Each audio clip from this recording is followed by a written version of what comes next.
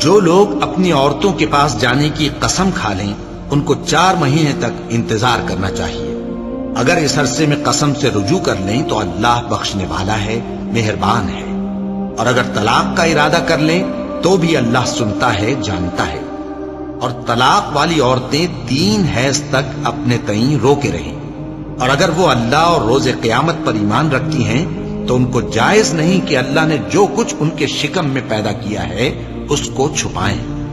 اور ان کے خاوند اگر پھر موافقت چاہیں تو اس مدت میں وہ ان کو اپنی زوجیت میں لے لینے کے زیادہ حقدار ہیں۔ اور عورتوں کا حق مردوں پر ویسا ہی ہے جیسے دستور کے مطابق مردوں کا حق عورتوں پر ہے، البتہ مردوں کو عورتوں پر 1 درجہ فضیلت ہے، اور اللہ غالب ہے، صاحب حکمت ہے۔